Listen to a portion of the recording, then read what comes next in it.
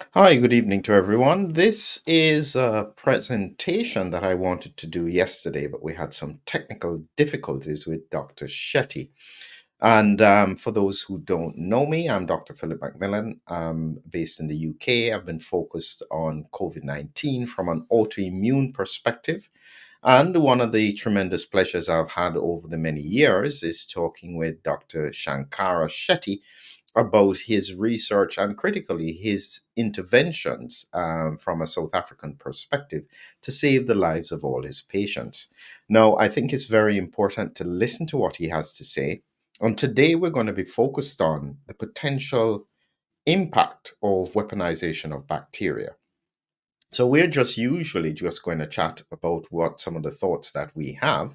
And so without any further ado, with a little bit of flash, let's bring in Dr. Shetty.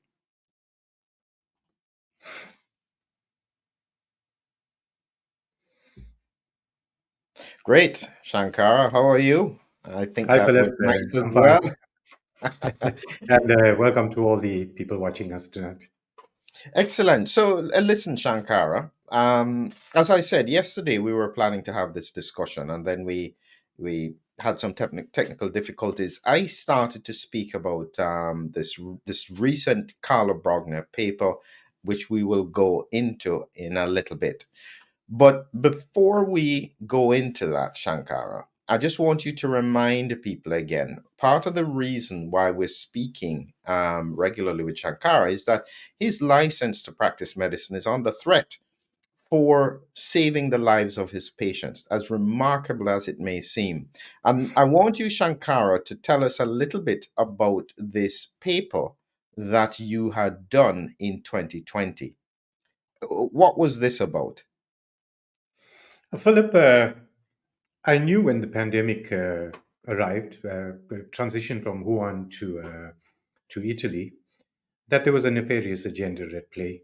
I had seen the insert in the genome of the virus and knew that it was likely lab made. And so I had to see patients. I had to understand the clinical presentation of how patients progressed into severe illness for me to try and negate that with the treatment strategy.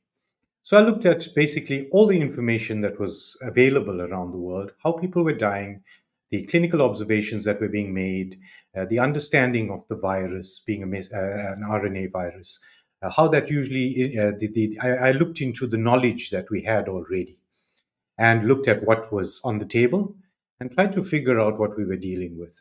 It was the reason I decided to see patients to understand clinical presentation and from that, understand why people, the pathophysiology around the illness itself. And very early on in the pandemic, when I started seeing patients, I understood the biphasic nature. I understood that there was an immune dysregulation occurring at a point in time, and that was the critical point to address this.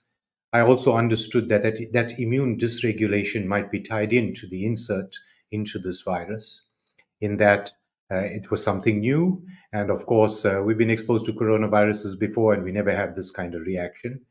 So I just looked at all the information around what was known, what was unknown, and tried to formulate a reasonable hypothesis of how to treat this. When I got the treatment successes, my staff came to me and said, "Look, you got to share this with the world. You're getting amazing results. Patients were recovering within a day, overnight." And so I had decided I need to publish an academic paper, more an observational and clinical academic tour of COVID, the illness, the pathophysiology, the treatment strategies that should be employed. And of course, at that time, I had seen about 200 patients. This article was written in May, June 2020 and got published in September 2020 in an academic journal here in South Africa. So basically, I just wanted to direct early treatment, an understanding of what we were dealing with, and of course, to direct research from a pathophysiological perspective so that we could understand what we need to research in future to get a better understanding of how to more effectively treat this. I didn't expect that to morph into a commentary about pending medical interventions that might be compromised by my work. Yeah, this is it's fascinating. Interestingly, I put the link to it. It's a citation from the paper, but there you can't you'd have to probably go to the publication to read it unless you have the PDF. I didn't have a link for the PDF on it, but in it, Shankara, it's quite clear, and strangely, as hard as it is for the academic community to acknowledge, you were spot on because you had observed the patients at that time. You were seeing, as I'm just going to show it here again, you were seeing, because this was, as you said, by May, you had identified the unusual symptoms with the hypoxemia, the sudden onset, sudden rapidly progressive breathing difficulties, the drop in the saturations.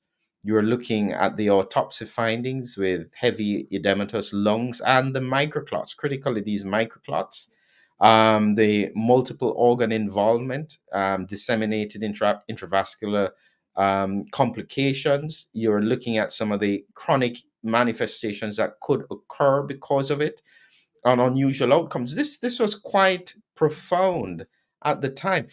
I'm telling you, is that it's fascinating to think that the clinical and the scientific community would find criticism of this really forward-thinking document in 2020, May 2020. Just for people to remember, this was in May 2020. This was even before Oxford had realized about dexamethasone. This is quite fascinating. You were using steroids before Oxford did the recovery trial on steroids. And people would want to punish you for that. This is just unbelievable. I think, Philip, that that informed my opinion of the narrative around the pandemic. That exact lack of acknowledgement, lack of accreditation, informed my decisions. I understood that I had found something remarkable, and why wouldn't the world want to listen to it? So the lack of acknowledgement was more telling than any acknowledgement I got. And so I started to look at things in a different light from that point on. I had the knowledge that we're dealing with the probability of a lab-made pathogen at that point. And when I noticed the illogic of the agenda, the lack of acknowledgement for the discoveries I'd made, I understood that I was dealing with a far bigger picture. And I think the last few lines of that article are what made it controversial, because I mentioned in that if early treatment could negate a lot of the mortality and morbidity in the pandemic, it would make an mRNA-based intervention rush to market wholly unnecessary. And of And course, I did actually, say that the mRNA was wholly unnecessary. Even the rushing to market would have been unnecessary because we've found a way to negate the mortality and morbidity and could take our time to develop an appropriate strategy with all the safety and efficacy built into it and confirmed from it.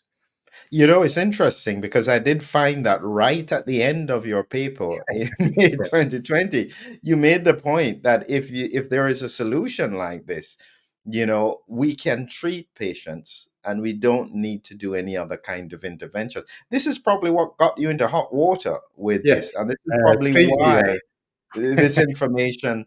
Anyway, look at this. strangely, Philip, I just wanted to add, when I wrote Yeah. that article, I knew that it was going to be controversial. I had seen the paper that had come out about hydroxychloroquine, and there was all this false reporting by profound journals that should have been the mainstream. And so I thought, which peers should I approach?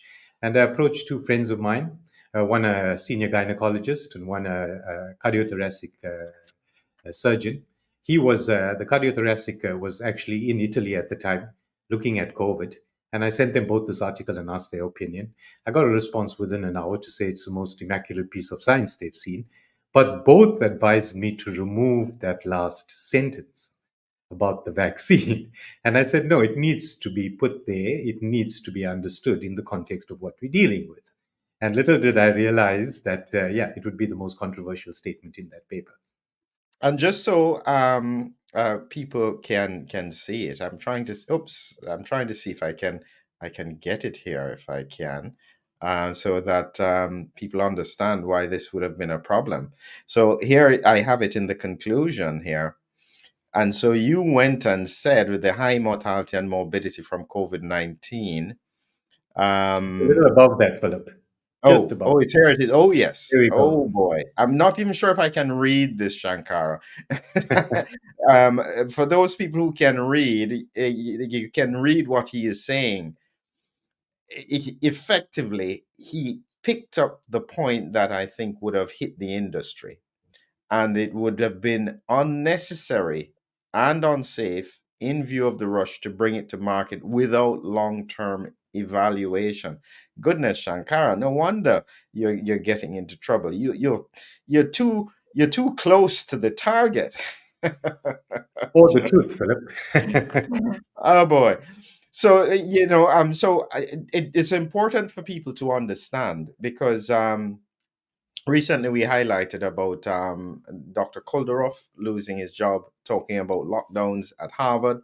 Dr. Carr, I don't know if you know about her from Canada, a pediatrician who was criticizing the government with regards to some of the actions. They have pulled back from their targeting of her, but she's still left with a huge legal bill, which is very sad, and she's trying to fight to get through that.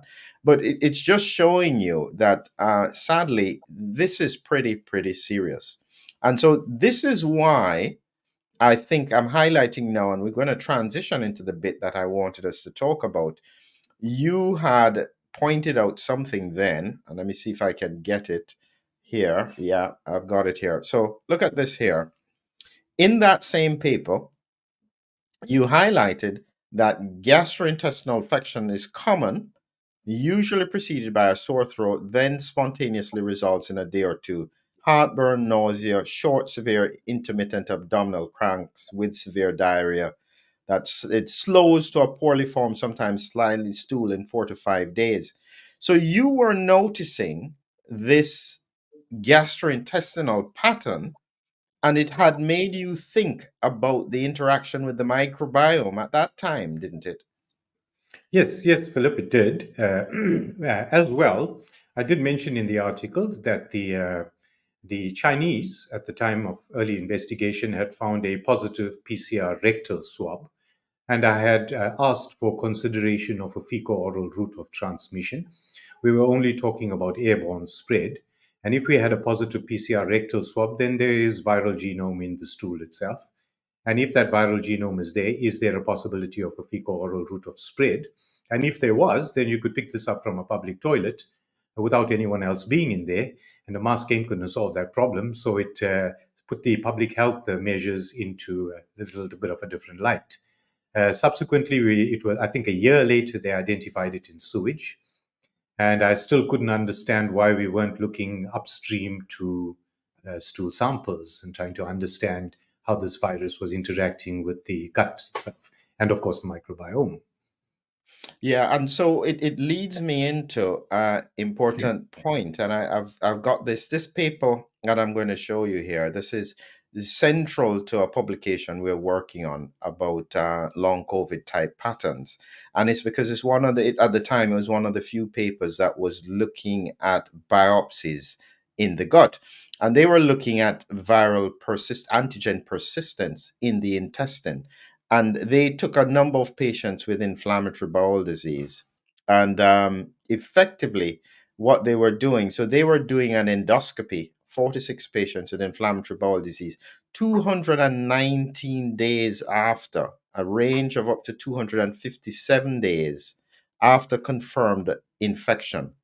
And what they were finding is that they were having antigen persistence of many of the critical proteins, nuclear capsid, spike protein, with associated symptoms from the long COVID type picture.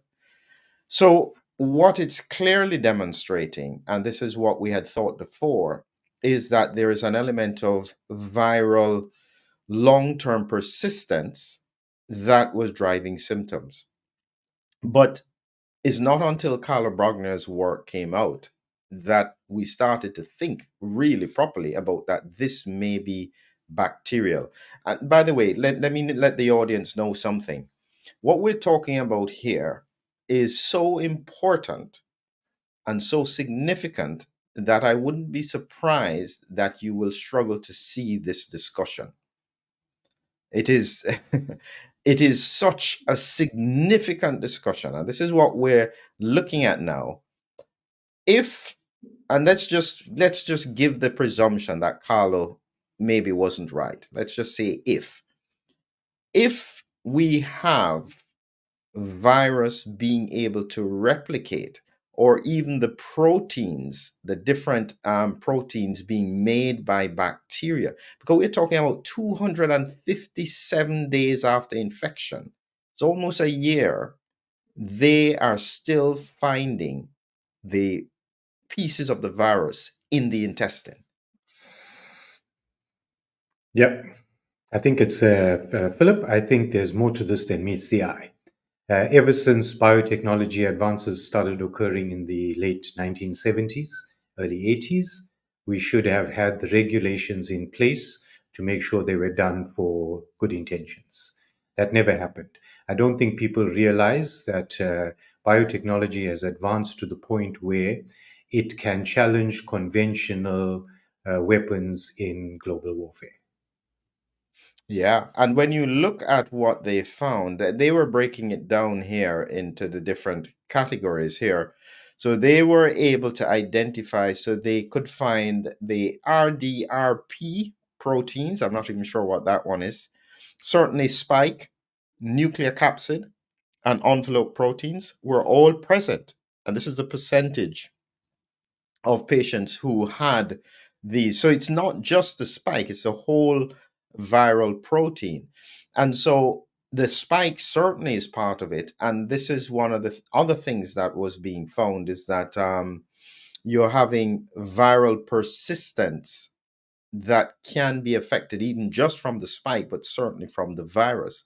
And so when we have, and this is now moving into the clinical bit now, one of the problems we've got is that because the disease is mild at the moment, so people either have natural immunity or they have hybrid immunity. Okay. Now, the research seems to suggest natural mucosal immunity blocks the virus from getting through the mucosal barrier. But we don't get the same protection with hybrid immunity, because it can still penetrate the mucosal barrier, but it doesn't necessarily cause severe disease. In the context of bacteria, if you have virus being able to penetrate and get, because it doesn't seem as though it can pass the stomach, so it must be getting to the gut from the bloodstream. That's my thought. Any thoughts on that? Do you think it can get through the stomach acid? Philip, we have many enteroviruses that actually are able to do that, that can directly get into your gut and withstand the acidity in the stomach itself. And then, of course, you have people that are on proton pump inhibitors and the rest that change the environment in the stomach itself, that allows viruses to get through. I think as well, immunity is half the picture when we look at what's transpiring in the gut and Carlo's work. Carlo showed that when he took the supernatant and inoculated it onto fresh, healthy stool and incubated it, he got a exponential increase in both viral titer, and he got an exponential increase in toxicity in that sample. So it showed bacteriophage activity and the virus able to replicate in the gut using bacteria as their host. But also, it got the bacteria in the gut to produce toxins. And immunity doesn't play a part in toxicity. Now, the issue is that toxins, peptides or toxin like peptides, will be degraded by stomach acid. But if you could find a way to have them made directly in your colon, then you'll absorb them unchanged. And so the ideal place to implant a toxin would be directly into the colon. And if you could recruit the gut microbiome to make that toxin for you, it would be the ideal environment to create toxicity without the interaction of stomach acids and the rest. And I think that is where, when you look at what's transpired, it uh, creates more, not confusion but more skepticism about this being for the good, with good intention. Yeah, it really, and this is why I was saying yesterday, the building is on fire. And how do you warn people? I need you to leave the building quickly, but don't panic, Yeah. but whatever you do, don't ignore it. And so I did an example yesterday, and I don't know if it made any sense. I said it's kind of like, for whatever reason, cyanide was found in your tea. You don't know how it got there. It could have fallen from the ceiling. Somebody could have tripped and it fell in or something. But if you do not consider the possibility that someone deliberately put it in your tea, there's a pretty good chance you're in trouble. Yeah. And this is where most of the world, and this is what I'm trying to say to people. Listen, whatever your opinion, if your opinion is that this could never happen, you would make a terrible detective. Yeah. Because I think as well, Philip, we got to look at synchronicities that we see around what's happening. When you look at toxic peptides, in general, toxic peptides influence physiology in a particular way. Toxic peptides either are cytotoxic, they damage tissue directly on contact with them. And of course, we know about the endothelial injuries and that kind of thing that spike protein has caused. Toxic peptides also cause damage through hematologic ways. So they are hemotoxic, which will either cause coagulopathies or bleeding disorders. And we've seen that as well with COVID illness. And of course, the third mechanism by which toxins work is to cause nerve problems, paralyze their prey, and cause nerve damage. And we've seen that with COVID. So, when you look at the broad, diverse spectrum of clinical presentation and then understand the toxicology around the gut microbiome, there seems to be too much of correlation there for it to be discounted. you know, here's an interesting thought that I I had today when I was discussing. We're seeing a sharp rise in liver disease, and I recently did a presentation about this. But as I was reflecting today, I had a number of different things: the fatty liver.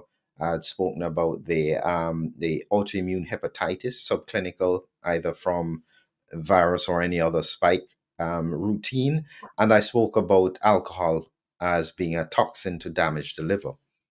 And I then suddenly remembered there is one other point, because when bacteria in the intestine produce toxins, if they penetrate that gastrointestinal barrier, the first place they are going to hit and need detoxification is the liver.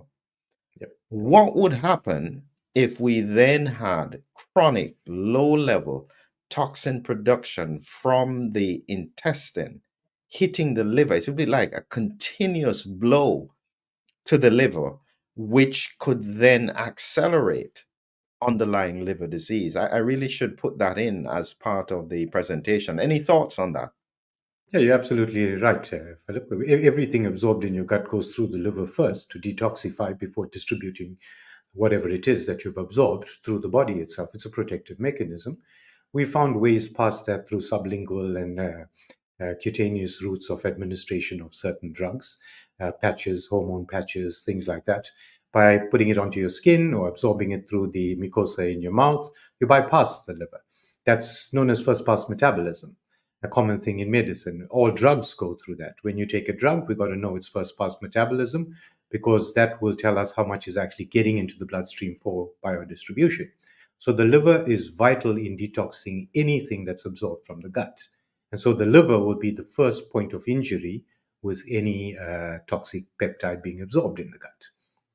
And another area, as we think about the clinical implications, one of the other things that I've been hearing about, and initially I couldn't make sense of it until recently, is that the issue with teeth.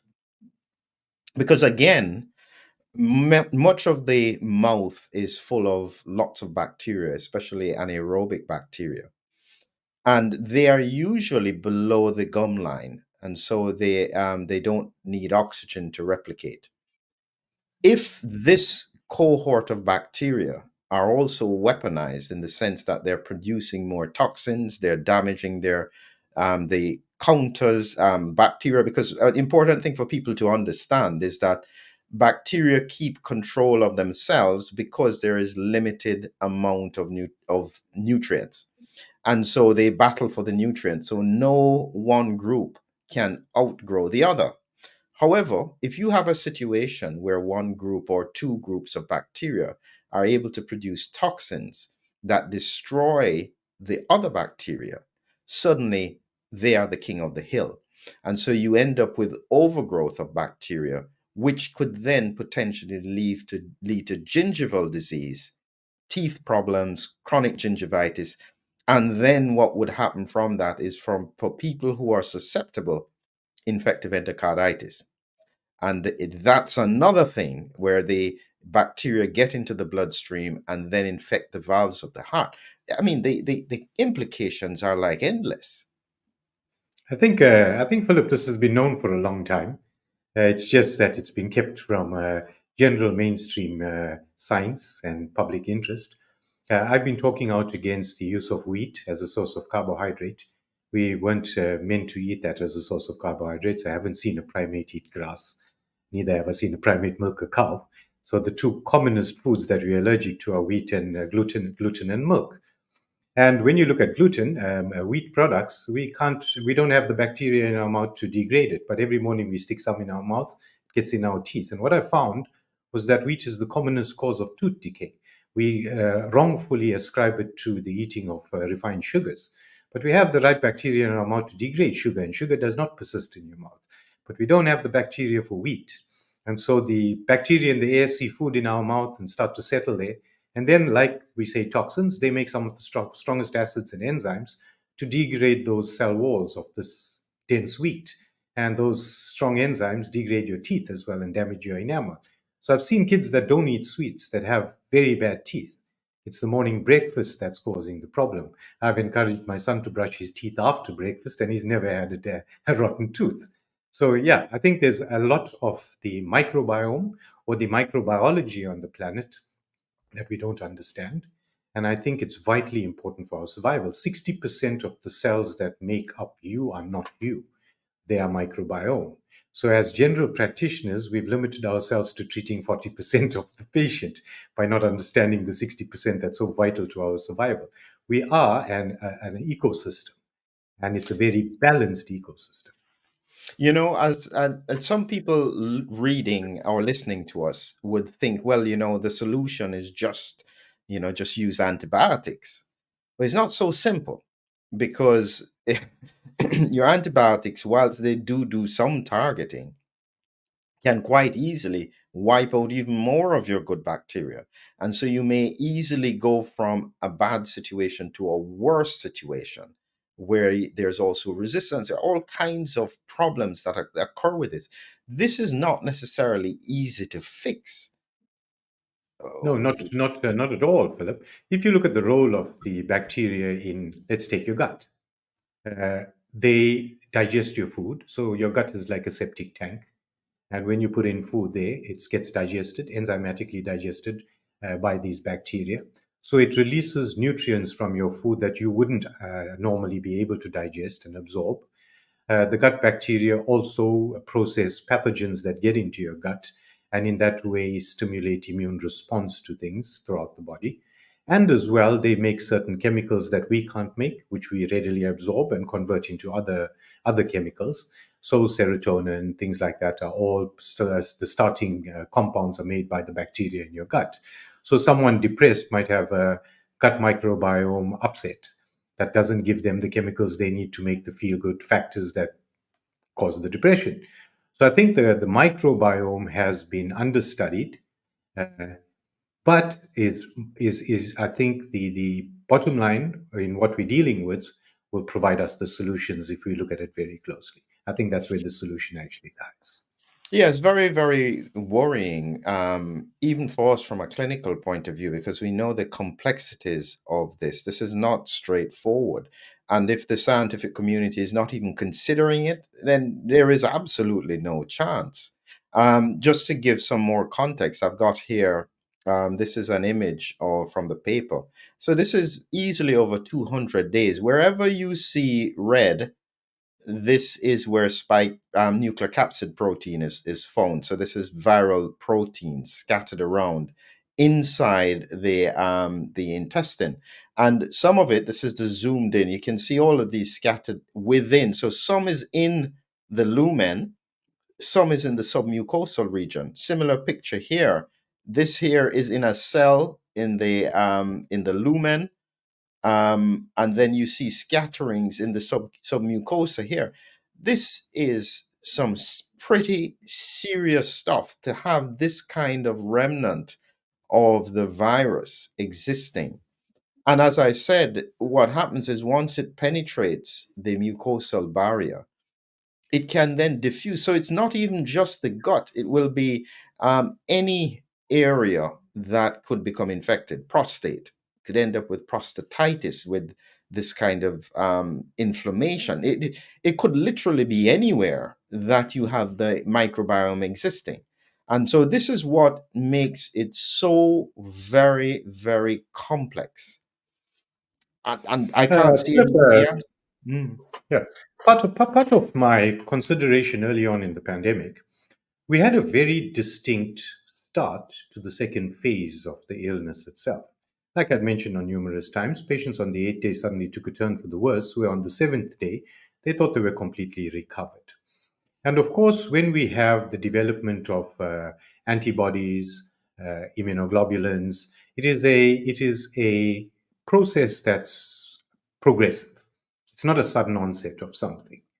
So I looked at that and I kept considering, is there something more that we're actually dealing with? And then I spoke to Tao Brahm. Uh, he's with a training for the special operatives in the US Department of Defense. And of course, there are two things, only two physiologic or pathophysiologic processes that are that aggressive and lead to such rapid decompensation in a patient. And that is an exposure to an allergen that you are highly allergic to, or an exposure to a toxin. And those two things were on my mind from the start. Now, when you look at an exposure to a toxin, that is a sudden event. So I kept considering, is this an infection of the microbiome that doesn't really cause any problems due to the infection? But once the microbiomes start to produce toxin, then we respond to that. Either way, the treatment is about the same. You're trying to stop a body's response to something. And it's the response to either a toxin or an allergen that kill the host. And so the treatment intervention is pretty much similar. It's the reason Tao got in touch with me to plant that seed in my head, that we might be dealing with a toxicity rather than an allergen. And of course, I think there's an interplay. Yeah. And one of the things that I remember when I was looking at some of the long COVID research around the microclotting and so on, and there was very specific abnormalities with the interaction of von Willebrand factor and thrombin and so on. And I then, because of Carla's work, I then did a backward step and said, okay, is there any toxin that can replicate this kind of picture? And you know what it was? Shigella. Shigella toxin Yeah, definitely is associated with clotting, presently. increased clotting. And suddenly you realize that suppose this kind of bacteria is then producing higher levels, and it's small amounts over Yeah, a long period of time that will overwhelm, eventually almost wear down the system until it causes disease. And so it's like a oh, you know what it's like? In the Second World War, this is a historical reference. In the Second World War, the Germans came up with the butterfly bomb. Okay? What they did is that they dropped them, and in some parts of the UK, the planes would fly over, and then they would drop these bombs that were like butterflies. So the children would then later on go out and see them and play with them and bring them home. But these bombs had a delayed explosion on it. So within 24 or 48 hours, they would just explode. They were absolutely frightening. This is almost potentially that kind of really frightening picture, which if you Yeah. really have to be suspicious even to think about it, much less to be able to try and anticipate it. Yeah. It's like recruiting the gut microbiome to be that butterfly. uh, Mm. that would cause secondary problems, and you'd never understand why it was there. You know, Philip, the clinical observation and understanding of symptomatology is vitally important, and that's the reason I did what I did. In the paper that we just went through, I mentioned a mucoid diarrhea, and that is dysentery. And generally, infections of the gut present with a very watery diarrhea. But if you have toxicity and colonic inflammation, then you get mucus production. And now it makes sense that we're dealing with toxicity that creates the mucoid diarrhea. And like you say, Shigella, yeah, dysentery, toxin.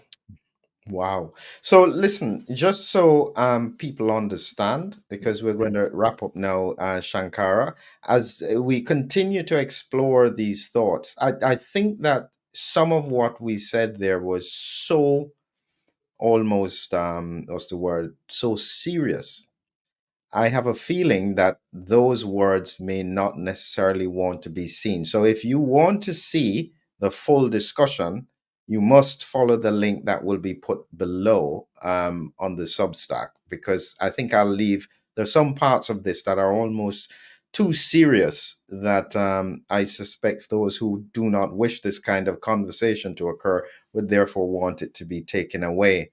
So, yes, folks who are with us, thank you. This is a Thursday evening, and so we appreciate the people who are here with us. But this is some pretty significant clinical stuff, and I still maintain that Dr. Chetty has been there from the start, observing the clinical patterns. I can't think of anybody better to try and work out the directions that things could go. So, I Shankara, any think, final words before we yeah, leave? I think a little bit of hope for people to understand how bacteria and viruses actually cause morbidity and mortality in their hosts. Our immunity is a pretty remarkable thing, and it can take care of almost any virus or bacteria on the planet. We develop that immunity through exposure in childhood and build up this library of things we can ignore. So I don't think immunity is a problem. We'll be able to tackle any virus or any bacteria thrown at us. However, the mortality and morbidity from these infections is caused by a host response, but not by the virulence of the pathogen itself. So the virulence of a pathogen is its ability to trigger a serious host response that eventually kills the host. So if we gain a decent understanding of how to curb these unusual host responses, then we can deal with any pathogen that's thrown at us. If you look at Ebola, you got the Western variant and you got the wild type. The Western variant does not kill, the wild type does. And its lethality rests in its ability to trigger a cytokine storm. So, if we can gain an understanding of how cytokine storms are triggered by different pathogens and the treatment necessary to negate those, then we can deal with any pathogen thrown at us. So, there is hope for the future. Absolutely agreed. So, listen, guys, remember to stay with us. We are right at the front of this, trying to figure it out. So, if you want to join in the research journey, please continue to stay and listen with this kind of work.